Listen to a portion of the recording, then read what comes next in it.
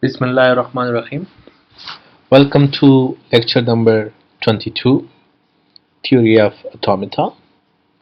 We will continue our discussion on conversions between FA transition graph and regular expression.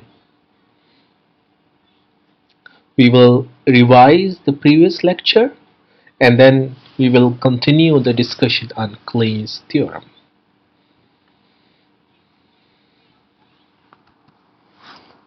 So this is what we discussed last time. This is Klein's theorem, which basically states that if a language can be expressed by FA, transition graph, or regular expression, then it can also be expressed by the other two as well. Basically, this algorithm or this theorem states that a language expressed by FA can also be expressed by transition graph, regular expression. And same as if a language can be expressed by transition graph, then it can be expressed by FA, it can be described by regular expression. And if a language can be described by regular expression, then it can also be expressed by FA and transition graph. So it's basically the conversion between these three different ways to describe languages. So this theorem is proved by proving the following three parts.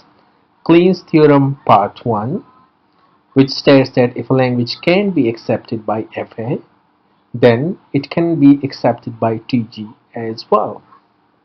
Klein's theorem part 2, which states that if a language can be accepted by transition graph, then it can be expressed by a regular expression as well. And Klein's theorem part 3, which states that if a language can be expressed by regular expression, then it can be accepted by an FA as well. So this is what we discussed last time, that we divide Klein's theorem into three different parts. And part 1 is easy. It's like, since every FA can be considered to be a TG as well, therefore there is nothing to prove, because we have discussed that every FA is TG as well.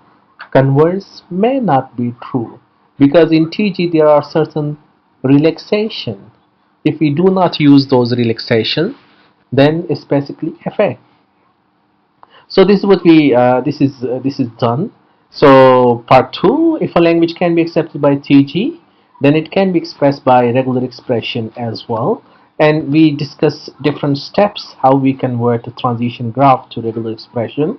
Number 1, create a unique uninterable minus state, a unique unleavable plus state. It's basically we convert TG to GTG. So consider this TG, where we have multiple initial state and multiple final state. And if you remember the discussion on TG, there can be multiple initial states. So this is what we have, and we want to convert it to GTG, or we basically want to apply step number 1 of Klein's theorem. So this is what we do. We create a unique uninterable minus state and a unique unleavable plus state. Step number 2, bypass and state elimination. Now one by one, in any order, bypass and eliminate all the non, minus or plus states in the edge. The label of each resultant edge is the concatenation of the label on the incoming edge with the label on the loop edge if there is one, and the label on the outgoing edge. So this is what we see example. Here we want to eliminate state 5. So basically we have this path R1, R3, R4.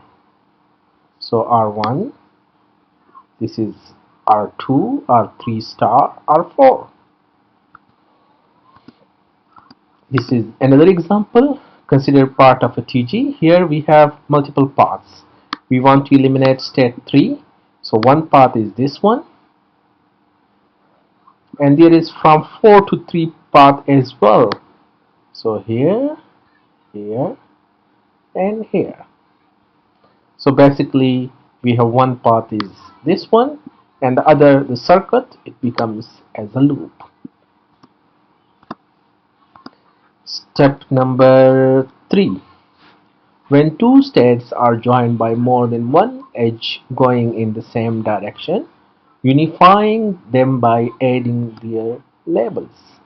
So here we have two states that are combined by two multiple paths, R1, R2. So we can combine them by adding together. Similarly, R3 and R4, they can be combined together. The step 3 can be generalized to any finite number of transitions as shown below. So the above transition graph can be reduced to this.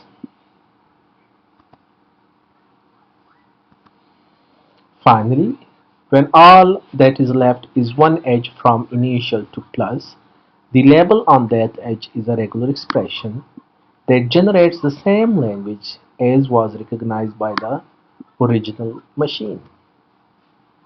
Now let's take an example. Here we have a transition graph.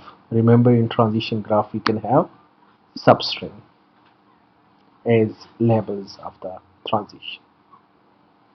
Now if we apply the first step, so we have to convert this to a unique plus state. This is one thing. And we converted the comma to plus to make it a regular expression. Now we eliminate state 2 and 3. Basically there is one path in the same direction. So we can eliminate state 2 and 3 and it will become as AA lambda plus BB lambda. If we remove state 1, it will become like this: AA BB A plus B whole star AA BB. So this is actually the required regular expression. This is what we are looking for, and it's actually the language of strings that begin and end with double letters. So this is Kleen's theorem part 2. I gave you a quiz. Consider the transition graph for even language. You have to create its corresponding regular expression using Kleen's theorem part 2. I hope you have tried this by yourself and you have created regular expression for this transition graph. But I will take you through this quiz. We will solve this quiz here so you are able to understand, and in case your solution is not correct, you can correct yourself. So this is now you remember that we have to create a unique minus state, a unique plus state, and here the states are unique, but there is a problem. Here initial state can be enter. If you remember the definition of step 1, we said that unique unenterable initial state. Similarly, unique unleavable final state, but here final state is leaving. So what we do, we create a new initial state and a new final state, and we connect them by lambda. So it's actually the same as the previous one, only we added unique unenterable initial state and unique unleavable final state. Now we eliminate state 2. So it's actually this path, this, and this.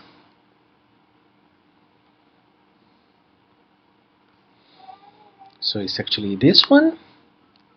The loop becomes as a star, and this one.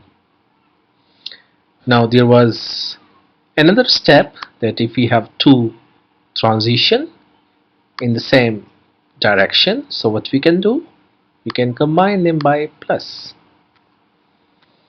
So it will become like this as a loop, right? Now there was another, we want to eliminate state 1. So what we can do, we have this one, and this one will become whole star. You see, this is whole star, and there is lambda at beginning and end, and basically lambda can be removed because a string concatenated with lambda is the same string. Therefore, the required regular expression is AA plus BB plus AB plus BA into AA plus BB whole star into AB plus BA. And remember, there is this whole star at the beginning and the end, because lambda is the string that contains zero number of A's and zero number of B's. And to ensure that lambda is considered in this language, we have this star. And of course, any other combination of these even number is also need to be considered. So this was our even language, and you see how we converted the transition graph to regular expression.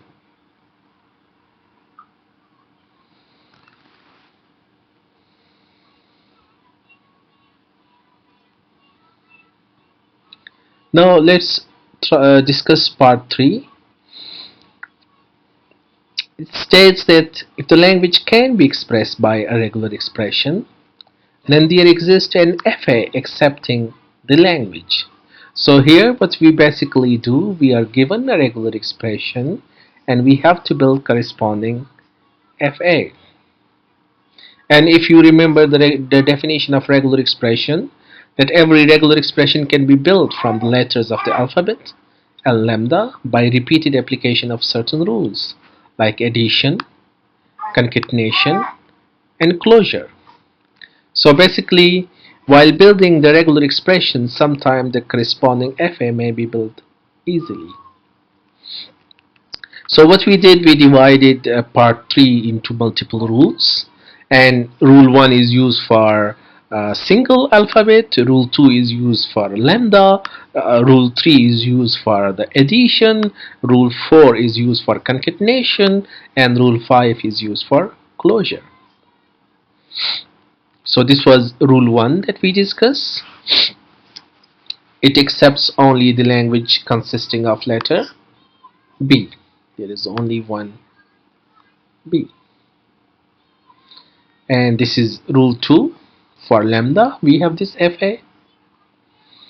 For concatenation of two strings, so let's say these are the two FA, and we want to add them together. So this is what we discussed last time, that we take the initial state as a new state. So x1, y1 is a new initial state, and then reading A on x1 takes us to x1, reading A on y1 takes us to y2. So we have x1 and y2, and since it is different than this one, we have z2. We name it. Similarly, reading A on x1 takes us to reading B, so we go to x2, and reading B here takes us to y1, and we make it a different state.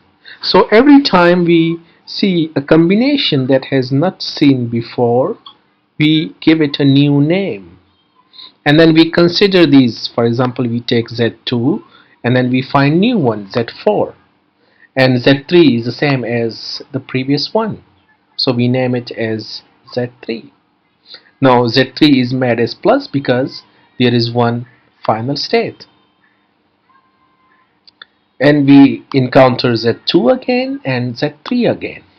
Since there was z4, so we took z4, and again it's a plus because there is y3, and we encounter z4 and a new combination, so we make it z5. Once we have z5 because there is x2, so then we have the same states again, z4 and z5. No new states are created in this process, so we stop here.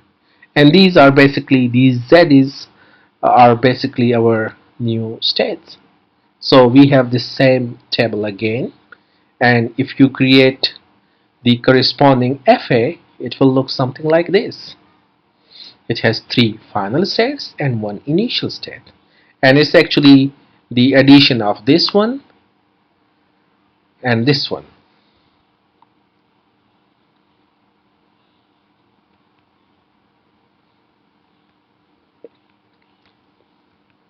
I have given you a quiz. It was about regular expression 1 and regular expression 2, and we have to add these two FS together by using Kleen's theorem part 3 rules. Now these are corresponding FS and these are new states. So we take Z1 and we take the initial state of this FA and this FA. So we combine them together.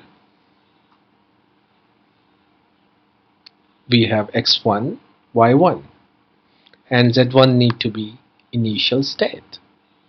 Now X1 reading A, we go to X2, and Y1 reading A, we go to Y2. Since this combination is different than this one, we name it Z2. Now X1 reading B, we go to X1. Y1 reading B, we go to Y2. And this combination is different than these two, so we name it Z3. Now we have new states Z2 and Z3, so we take Z2, and Z2 is basically X2, Y2, and since there is one final state, so we make it final. Now X2 reading A, we go to X2. Y2 reading A, we go to Y1. Name it a new one, Z4. Now X2 reading B takes us to X1. Y2 reading B takes us to Y1. And this is the same as this one, so we name it as Z1. Now Z3 is X1, Y2, and X1 reading A, we go to X2, and Y2 reading A, we go to Y1, and this is Z4 because it's the same as this one. Now X1 reading B is X1, and Y2 reading B is Y1, which is Z1. Now we take Z4 because this is the only state that is left. So it's X2, Y1, and X2 reading A, we go to X2, and Y1 reading A, we go to Y2, which is basically Z2. Now X2 reading B, it takes us to X1, and Y1 reading B, we go to Y2, which is basically Z3. So no more new states are created, so we stop here, and this is basically our new FA.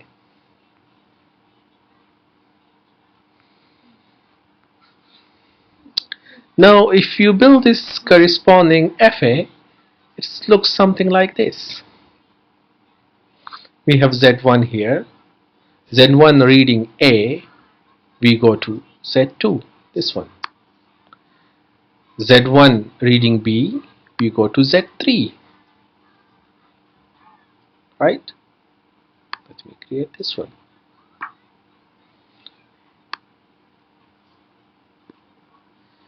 Now Z2 reading A, we go to Z4. Z2 reading B, we go to Z1. Z3 reading A, we go to Z4. Z3 reading B, we go to Z1. Now Z4 reading A, we go to Z2, and Z4 reading B, we go to Z3. So this is basically the FA for this regular expression.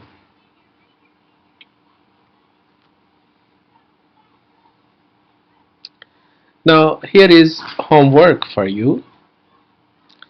Build an FA corresponding to the union of these two FAs, that is FA1 and FA2.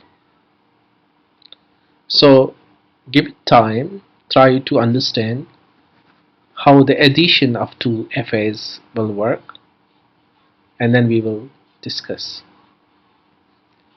Now rule number 4 is the concatenation of two FAs. So using the FAs corresponding to R1 and R2, an FA can be built corresponding to R1 concatenated with R2. Let's say we have two FAs. This FA is for this regular expression, and this FA is for this regular expression. And what we want to do, we want to build FA for R1 concatenated with R2. So it's basically R1 FA is here and R2 is here. So we use the same rule. The only difference is that we are not taking both initial states. We are taking only one initial state of R1. So we take X1, and X1 reading A, we go to X1, which is basically Z1, and X1 reading B, we go to X2, and X2 and Y2 are basically treated as a single state. So this is X2 Y1, which is labeled as Z2. Now take Z2, which is X2 Y1, X2 reading A, we go to X1, Y1 reading A, we go to Y2. We label it as Z3. Now X2 reading B, we go to X2, Y1 reading B, we go to Y1, which is Z2. Now let's take Z3. Z3 is X1, Y2. X1 reading A, we go to X1. Y2 reading A, we go to Y3. This is basically Z4. Now X1 reading B, we go to X2. Y2 reading B, we go to Y1. Basically this is Z2. Now let's take Z4 because that's the new one, which is X1 Y3. X1 reading A, we go to X1. Y3 reading A, we go to Y3, which is the same as Z4. Now X1 reading B, we go to X2 Y1. It's important. Now Y3 reading B, we go to Y3, and this is a new one, Z5.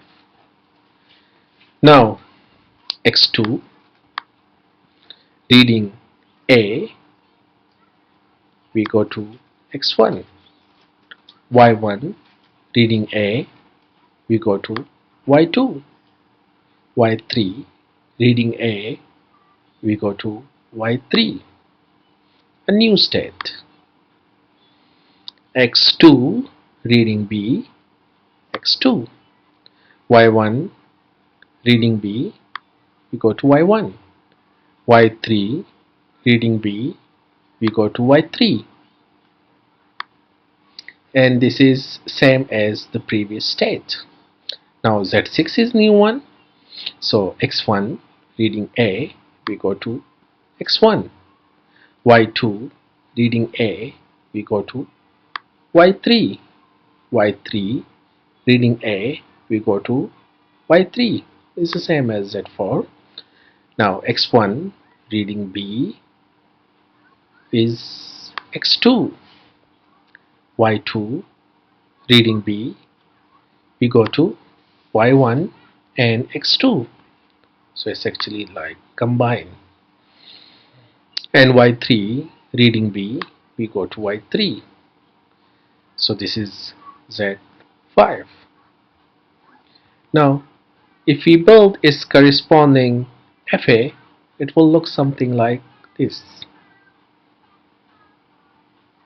So this is the FA, which is basically the concatenation of these two regular expressions.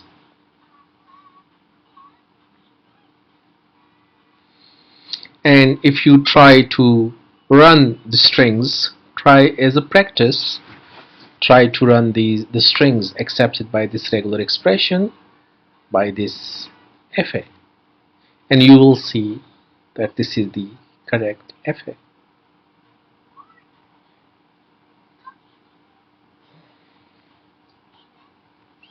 Now I give you a quiz. Let's say we have regular expression 1 and FA1 is given like this, and regular expression 2 and FA2 is given like this.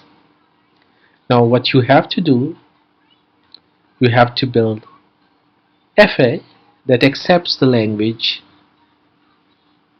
of R1 concatenated with R2. I will give you solution in next lecture.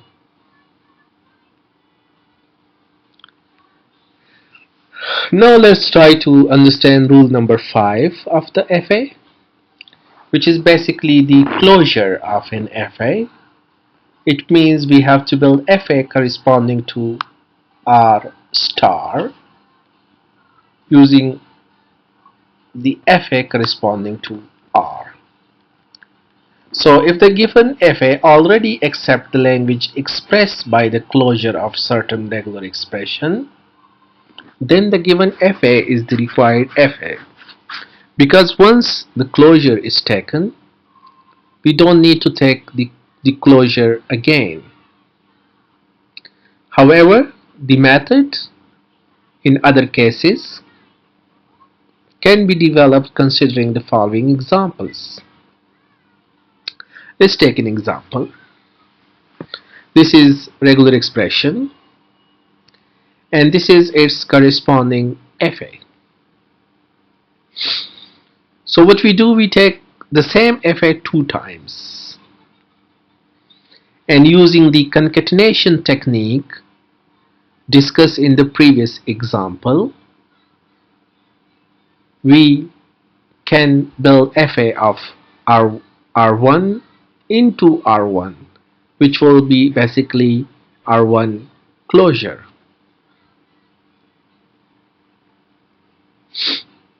So this is the corresponding FA, and if actually you try to build FA for this one, this will be the closure of this one, and this is R star. So we will discuss in detail in next lecture how this closure of this language is built. For now, I think we should stop here. Try to understand by yourself how this closure of regular expression is actually built. We will discuss it in next lecture.